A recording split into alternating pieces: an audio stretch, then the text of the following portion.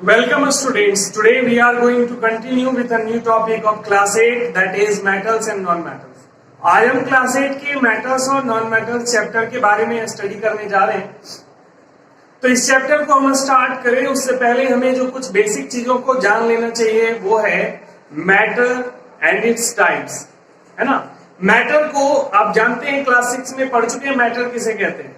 आप जानते हैं एनी सब्सटेंसेस, है ना, या वैसा कुछ भी जो अपने आसपास देखते हैं जिनमें मास हो और जो स्पेस ऑक्युपाई करे उसे हम लोग मैटर कहते हैं।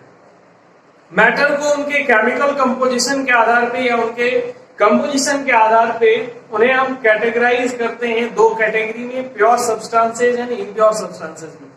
तो प्योर सब्सटेंसेज को भी हम फर्दर दो कैटेगरी में क्लासिफाई करते हैं जिसे हम एलिमेंट और कंपाउंड्स कहते हैं। तो हमें सबसे पहले एलिमेंट्स को जान लेना चाहिए, एलिमेंट किसे कहते हैं। आपने पढ़ा है कि एलिमेंट वैसा सब्सटेंस है जो सिंगल सब्सटेंस से मिलकर के बना हुआ होता है या सिंगल पार्टिकल से मिलकर के बना हुआ होता है, यानी ऐसा substance, the substance that is made up of only one type of particles या कह सकते हैं only one type of atoms is called elements. तो हम एलिमेंट्स को भी फर्दर क्लासिफाई करते हैं मेटल्स में और नॉन मेटल्स में। बेसिकली हम इन्हीं दो कैटेगरीज में क्लासिफाई करते हैं।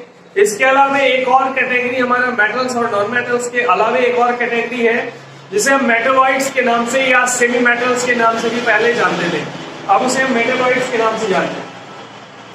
तो हम जानते हैं मेटल्स किसे कहते हैं। तो मेटल वैसा एलिमेंट है जो मैलिएबल होता है, डक्टाइल है, लस्ट्रस है और हीट और इलेक्ट्रिसिटी का गुड कंडक्टर होता है, वैसे सब्सटेंस को हम मेटल कहते हैं जी, है ना।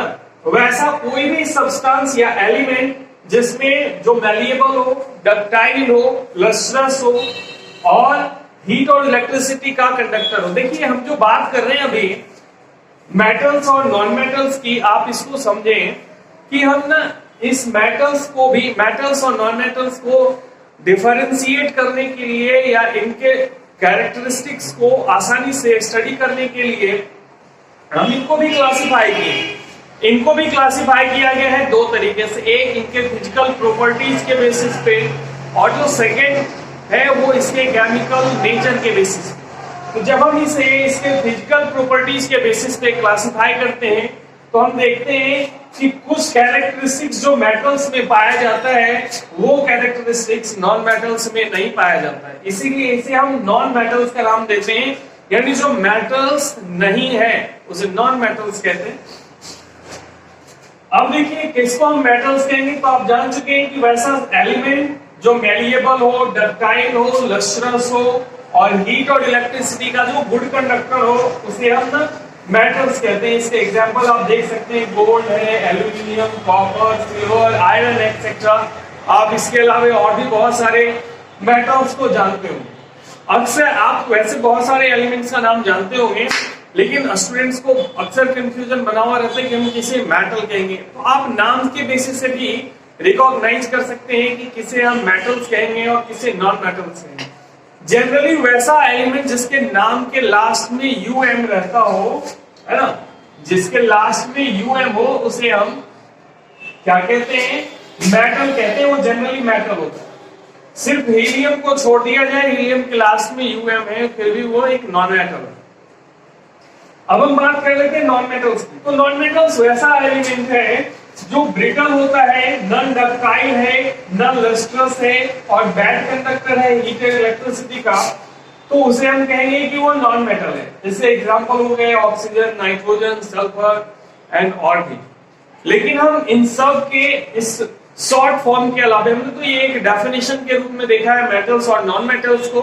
अब हम इसके कुछ और कैरेक्टरिस्टिक्स के बारे में स्टडी करने जा रहे हैं।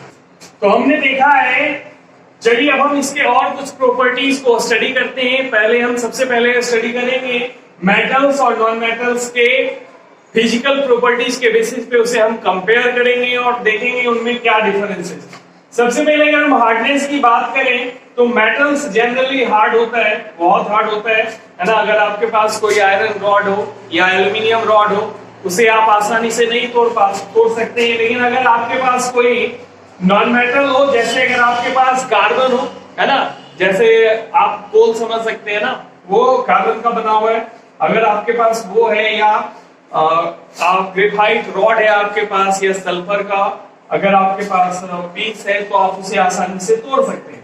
तो अगर हम हार्डनेस की बात करें तो मेटल्स जो है वो हार्ड होते हैं, जबकि नॉन मेटल्स हार्ड नहीं होते, है ना। इनमें हार्डनेस नहीं पाया जाता, ये बहुत ही सॉफ्ट होते हैं। लेकिन इसके एक ऐसे एग्जाम्पल है, एक ऐसा एक्सेप्शन है नॉन मेटल का, डायमंड। ये एक्सेप्शन में है, क्या है, डायमंड है। ये नेचर में पाया जाने वाला सबसे हार्डेस्ट सब्सटेंस, यानी सबसे हार्ड सब्सटेंस। यानी ये मेटल्स और नॉन मेटल्स में हमने हार्डनेस को कंपेयर कर लिया। हार्डनेस क्या है, तो मेटल हार्ड होता है, नॉन मेटल्स हार्ड नहीं होता। हार्ड क्या कहने का मतलब, इसको हम आसानी से तोड़ नहीं सकते, इसके मॉलिक्यूल्स के बीच में फोर्स ऑफ अट्रैक्शन बहुत ज्यादा होता है, जबकि नॉन मेटल्स में जो फोर्स ऑफ अट्रैक्शन है वो कम होता है या कमजोर होता है, जिसकी वजह से हम नॉन मेटल्स को आसानी से तोड़ सकते हैं। अब हम अगर फिजिकल स्टेट की बात करें तो मेटल जो है अपने सॉलिड स्टेट में पाया जाता है।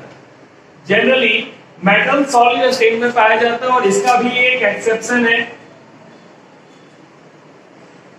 इसके एक्सेप्शन में क्या है, इसके एक्सेप्शन में है मरकरी हाइड्रॉक्साइड आयन Hg। ये क्यों एक्सेप्शन में है, क्योंकि मरकरी जो है लिक्विड स्टेट में पाया जाता है। आपको याद रखना चाहिए, एक्सेप्शंस आर ऑलवेज क्वेश्चंस, यानी हमेशा जो एक्सेप्शन है वो क्वेश्चन में आ जाता है। तो आपने हार्डनेस में एक एक्सेप्शन देखा डायमंड को, कि डायमंड बहुत ही ज्यादा हार्ड है। ये तो हमारा नेचुरल हार्डेस्ट सब्सटेंस है डायमंड। और अगर हम उसके फिजिकल स्टेट में देखें तो जो मेटल्स हैं वो सॉलिड स्टेट में होते हैं, और जो नॉन मेटल्स है वो जनरली सॉलिड में भी पाए जाते हैं, है ना, लिक्विड में भी है और गैसियस स्टेट में भी पाए जाते हैं। अब इसमें भी एक ही ऐसा नॉन मेटल है जो लिक्विड है, जिसको कहते हैं हम क्या, ब्रोमीन।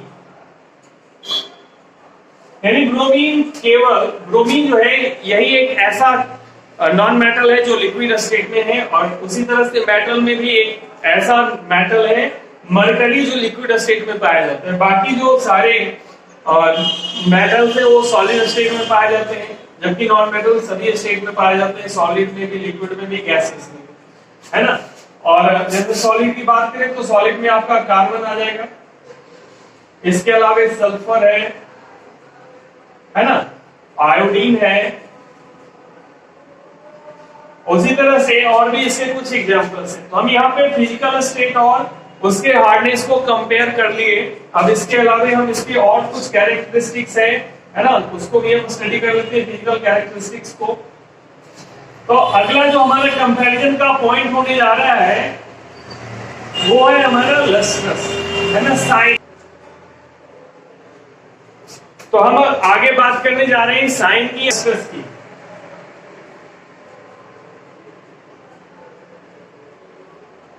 लस्टर की बात करें तो मेटल जो है इनमें साइन पाया जाता है, इनमें ना एक खास तरह का चमक होता है, जबकि नॉन मेटल्स में साइन नहीं पाया जाता है, इसमें ये नन लस्टर्स होते हैं। लेकिन इसमें भी एक एक्सेप्शन है।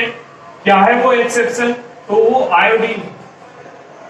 आयोडीन एक ऐसा नॉन मेटल है, या आप ग्रेफाइट को भी ले सकते हैं, जो ब्लैक कलर का है, लेकिन फिर भी इसमें कुछ साइन होता है, इसमें भी साइनिंग होता है, साइन देखा जाता है। अब हम बात कर लेते हैं मैलिएबिलिटी।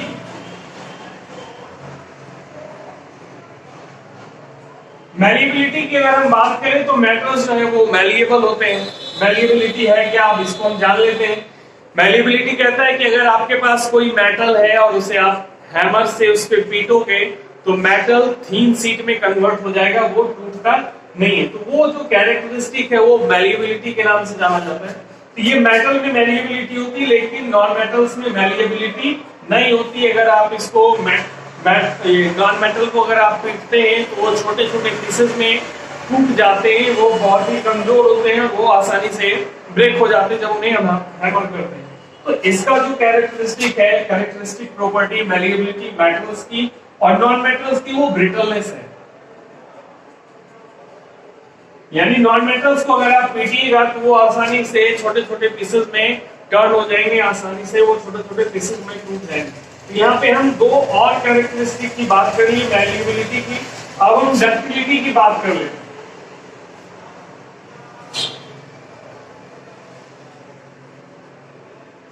डक्टिलिटी क्या होती है, डक्टाइल कैरेक्टरिस्टिक क्या है? मेटल को हम डक्टाइल कहते हैं क्योंकि मेटल से हम वायर ड्रॉ कर सकते हैं, यानी अगर आप इसको स्ट्रेच करिएगा तो ये वायर में टर्न हो जाता है, यानी ये टूटता नहीं है, हम इसे वायर में कन्वर्ट कर सकते हैं, जबकि नॉन मेटल्स को हम वायर में कन्वर्ट नहीं कर सकते। मेटल्स में डक्टिलिटी पाई जाती है जबकि नॉन मेटल्स में डक्टिलिटी नहीं पाई जाती है, क्योंकि नॉन मेटल्स जो है वो टूट जाता है उसे खींचा जब जाता है, जबकि हम मेटल्स को जब हम स्ट्रेच करते हैं तो इसको हम स्ट्रेच करके थिन वायर में टर्न कर सकते हैं। तो यहाँ से हमने डक्टिलिटी की भी बात कर ली है।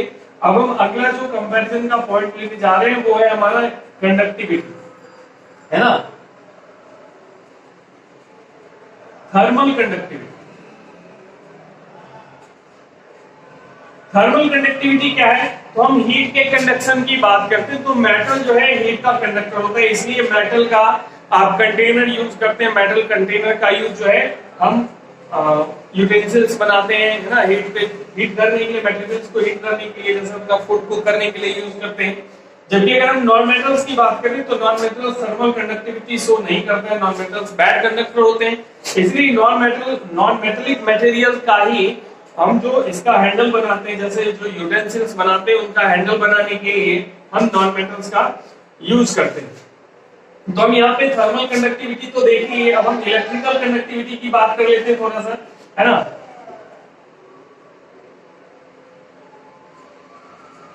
इलेक्ट्रिकल कंडक्टिविटी की बात करें तो मेटल जो है वो इलेक्ट्रिसिटी का कंडक्टर होता है, जबकि नॉन मेटल्स इलेक्ट्रिसिटी का कंडक्टर नहीं होता है। इसको आप एक ऑब्जर्वेशन के थ्रू देख सकते हैं। आप क्या करिए ना, आप एक सेल ले लो, है ना, ये आपका पॉजिटिव टर्मिनल हो गया, ये आपका निगेटिव टर्मिनल, इसमें एक वायर लगा दो और इस वायर से आप क्या करो, एक बल्ब को लगा दो, ना, ये आपका बल्ब हो गया। आप इसे एक बल्ब कनेक्ट कर दो और एक पॉजिटिव टर्मिनल से भी एक वायर ले लो, है ना, ये क्या हो गया आपका, ये है आपका वायर, ये भी है आपका वायर हो गया, ये वायर हो गया, ये बैटरी हो गया आपका। अब क्या करिए, यहाँ पे आपको इसके बीच में इन दोनों टर्मिनल के एंड में आपको एक बार मेटल लेना है और एक बार नॉन मेटल लेना है ना।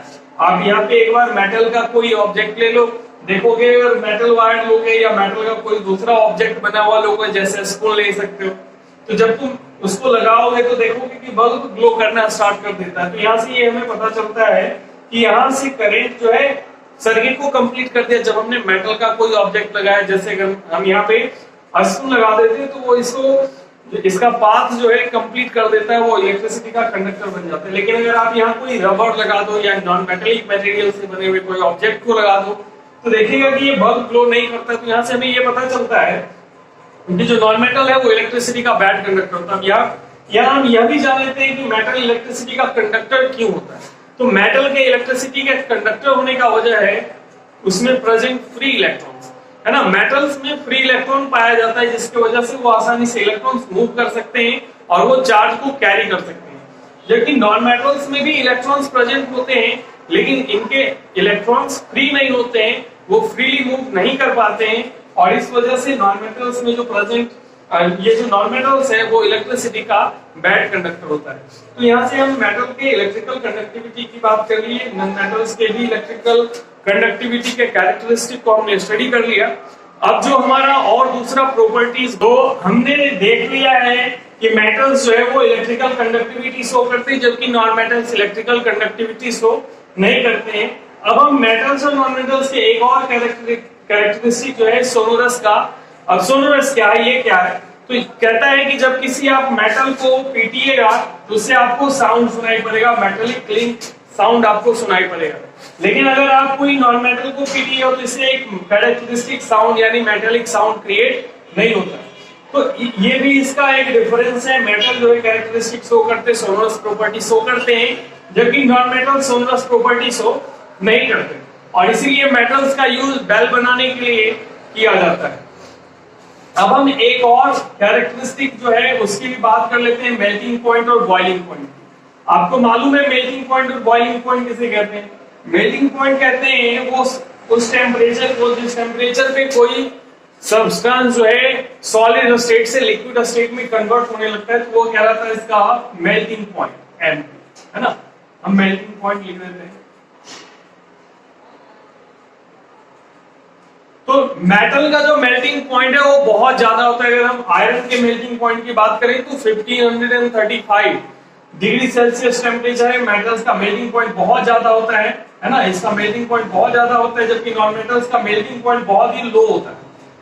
और अगर हम बॉइलिंग पॉइंट की बात करें तो बॉइलिंग पॉइंट भी जो है मेटल्स का बहुत ज्यादा हाई होता है ना, बहुत ज्यादा हाई होता है, जबकि नॉन मेटल्स का मेल्टिंग पॉइंट बहुत ही लो, बॉइलिंग पॉइंट भी बहुत लो होता है। तो यहां से हमारा मेटल्स और नॉन मेटल्स का जो कैरेक्टरिस्टिक प्रॉपर्टी है, फिजिकल कैरेक्टरिस्टिक है, उसका कंपैरिजन कंप्लीट होता है। अब हम मिलेंगे अगले वीडियो में अगले टॉपिक के साथ। तब तक के लिए stay home and stay safe.